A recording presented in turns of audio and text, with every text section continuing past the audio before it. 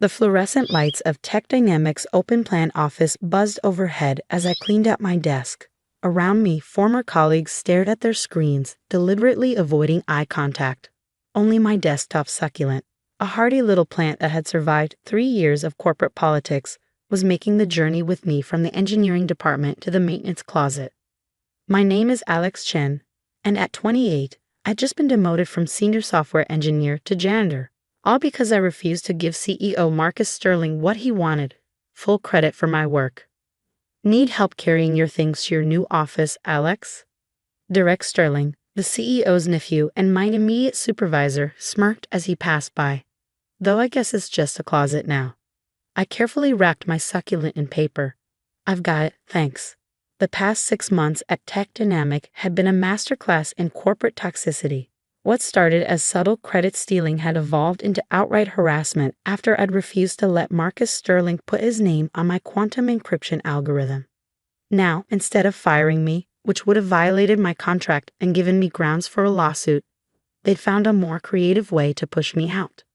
All employees must be utilized according to their demonstrated capabilities.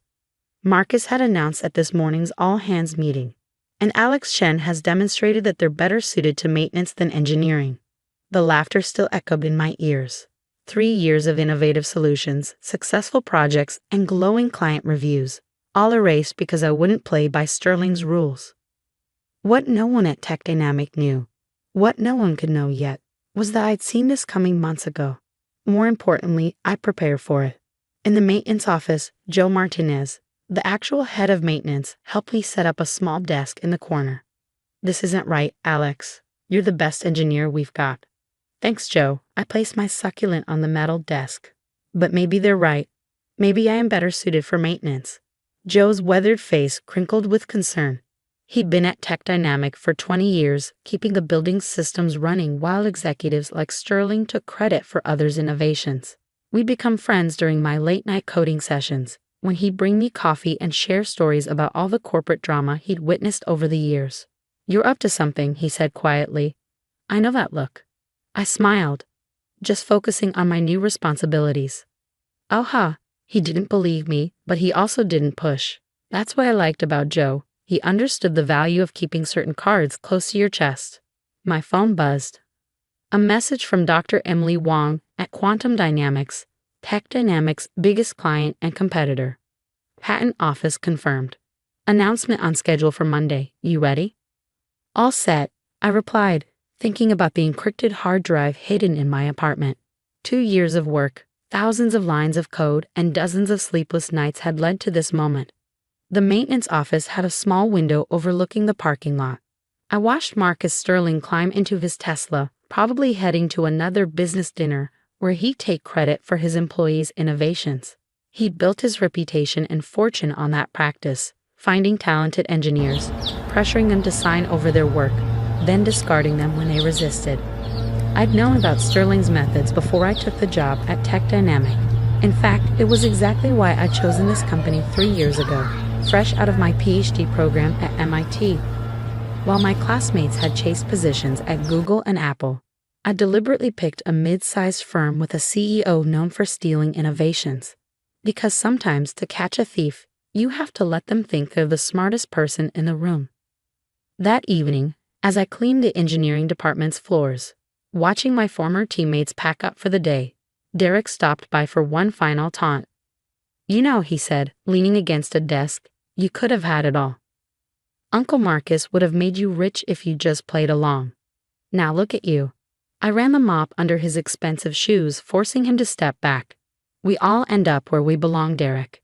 He laughed. Keep telling yourself that while you're scrubbing toilets. After everyone left, I sat in my maintenance office, reviewing the email I'd received from my patent attorney earlier that day. Everything was in place.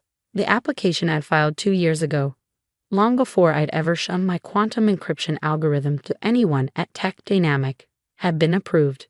The timing couldn't have been better. Joe came in with 2 cups of coffee. Want to talk about it? I took a cup, inhaling the familiar aroma. You ever play chess, Joe? Used to, not much time these days.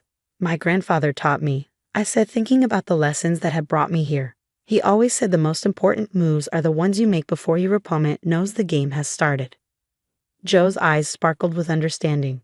And when did this game start, Alex? 2 years, 4 months, and 16 days ago, when I first read about Marcus Sterling's pattern of stealing patents from his engineers. I pulled up an article on my phone, one of many about Sterling's business practices, most focused on his genius for spotting innovative technology. A few mentioned the string of engineers who'd left the company under mysterious circumstances. None had managed to prove anything.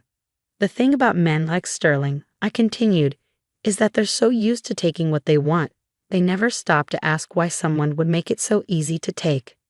Joe leaned back, realization dawning. The algorithm you've been working on, the one they've been pressuring you about, I nodded, is a trap. A very elaborate, very carefully designed trap. And they're about to spring it? No, I said, checking my watch. They already have. They just don't know it yet. My phone buzzed again. Another message from Dr. Wong. Board meeting concluded. Press release approved. Monday will be interesting. Joe studied my face. You know, in 20 years, I've seen a lot of people try to fight back against Sterling. None of them won. That's because they tried to fight him directly, I said, standing to begin my evening cleaning rounds. But the best way to beat someone like Sterling isn't to fight them. It's to let them believe they've already won. As I pushed my cleaning cart through Tech Dynamics' quiet halls, I thought about all the nights I'd spent here, allegedly working on the algorithms Sterling wanted so badly. In reality, I'd been laying groundwork for something much bigger. Every line of code, every technical document, every presentation had been carefully crafted for this moment. Monday morning, when Quantum Dynamics made their announcement, Marcus Sterling would learn an expensive lesson about underestimating the people he thought he could use and discard. But for now, I had floors to mop and trash cans to empty. After all, a good chess player knows that sometimes the best position on the board looks like the worst. And I had 48 hours until checkmate. Monday morning arrived with the kind of perfect clarity that only comes before a storm. I was polishing the glass doors of Tech Dynamics' lobby when Marcus Sterling strode in, tablet in hand, radiating the smug confidence of a man who thought he owned not just the building, but everyone in it. "Chen," he barked. "There's a scuff mark by the elevator. Take care of it." I nodded, hiding my smile as I checked my watch. 8:47 a.m. Quantum Dynamics press conference would begin in exactly 13 minutes. The lobby began filling with employees heading to their morning meetings. Direk arrived, already looking at his phone as he walked toward the executive elevator. He stopped suddenly, frowning at his screen. "Uncle Marcus," he called out, "you need to see this." I kept polishing the glass, watching their reflections as they huddled over Derek's phone. Their expressions shifted from confusion to concern to something approaching panic. "Get legal on the phone," Marcus snapped. Now, 8:55 a.m., right on schedule. By 9 o'clock a.m., Tech Dynamics lobby had transformed into chaos. Executives rushed between offices, phones rang incessantly, and a crowd had gathered around the wall-mounted TV displaying CNBC's tech news coverage. Breaking news from the quantum computing sector, the anchor announced. Quantum Dynamics has announced a revolutionary breakthrough in encryption technology.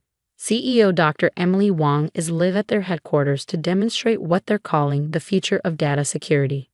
The camera cut to Dr. Wong, standing before a packed auditorium. "What we're unveiling today isn't just an improvement in encryption. It's a fundamental paradigm shift in how we protect digital information." Marcus Sterling's face had turned an interesting shade of purple. The algorithm she was describing, the one being demonstrated on screens behind her, looked remarkably similar to the one I'd been developing at Tech Dynamic, the one Sterling had been pressuring me to sign over to him. But there were crucial differences. Differences that only someone with a PhD in quantum computing would notice. Differences that made this version significantly more advanced than what I'd shown Tech Dynamic. Most importantly, Dr. Wong continued, this technology is fully protected by patents filed over 2 years ago by its original inventor. The presentation screen changed to display a patent document. There was my name, clear as day, primary inventor, Alex Chen, Ph.D. The lobby fell silent. Every head turned toward where I stood with my cleaning supplies. "You." Marcus Sterling's voice shook with rage. "My office. Now." I carefully placed my cleaning supplies in their designated spot. Of course, stir. Though you might want to see the rest of Dr. Wong's presentation first. On screen, Dr. Wong was explaining the partnership aspects of the patent. This technology will be licensed exclusively through quantum dynamics, with strict ethical guidelines for its implementation. We're particularly excited about its applications in protecting personal privacy and preventing corporate espionage. Sterling's face went from purple to ash white as she continued.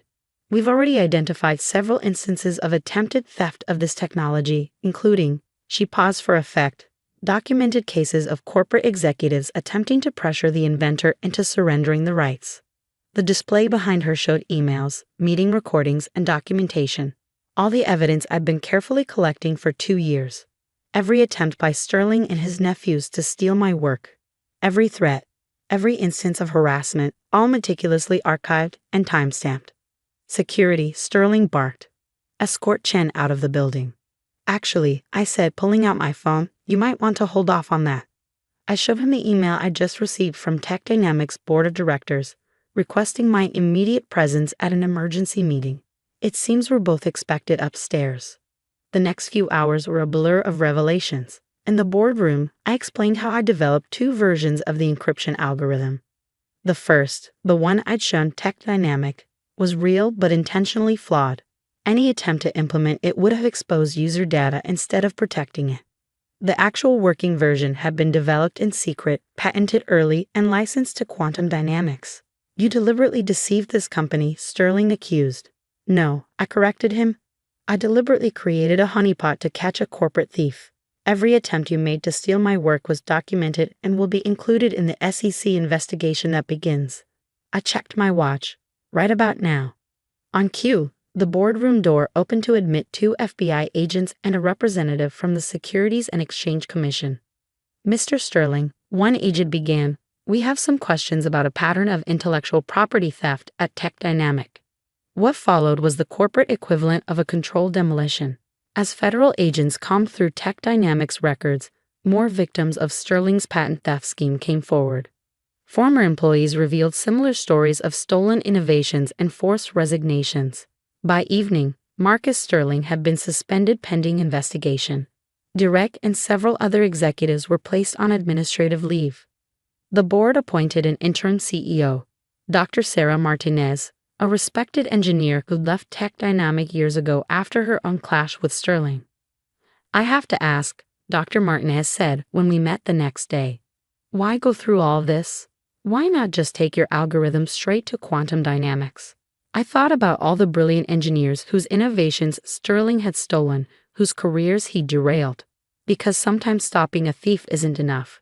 You have to change the system that enabled them. The changes came quickly after that. Tech Dynamics Board instituted new policies protecting engineers' intellectual property rights. The company established an ethics committee with real power to investigate complaints. And most importantly, they created a fund to compensate former employees whose innovations had been stolen. Joe found me in my maintenance office, packing up my few belongings. So what's next for the chess master? I smiled, picking up my succulent. Quantum Dynamics offered me a position heading their new security division, but I think I might stay here instead. Here? He looked surprised. After everything?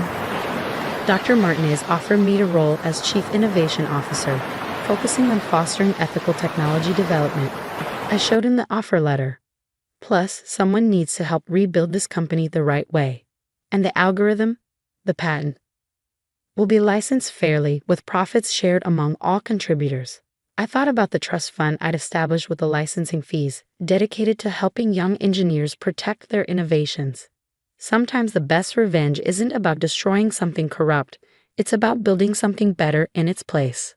1 year later, I stood at a podium in Tech Dynamics Auditorium, addressing a new class of engineering interns.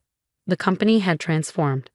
Under Dr. Martinez's leadership, we become known for ethical innovation and engineer empowerment. Our stock price had actually increased once investors realized that sustainable success was more profitable than stolen shortcuts. The most valuable thing you have isn't your code or your patents, I told the interns. It's your integrity. Guard it as carefully as you guard your innovations. Marcus Sterling eventually pleaded guilty to multiple counts of intellectual property theft. Direct and several other executives faced civil penalties. But more importantly, their downfall sparked an industry-wide conversation about corporate ethics and inventor rights. These days, when I pass the maintenance office, I always stop to chat with Joe. He keeps a chessboard in there now, and sometimes we play a game after hours. He's gotten quite good, especially at the long strategic plays.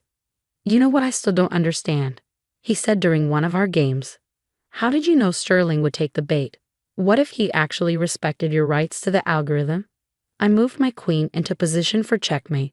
People like Sterling are predictable precisely because they think they're clever.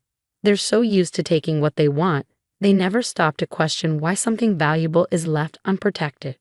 Like leaving your queen exposed. Exactly. I smiled as he saw the trap too late. Sometimes the best way to win isn't to guard your most valuable piece, it's to make it look vulnerable while you set up the real victory. My office now has a view of Lake Washington, but I kept the succulent from my maintenance desk.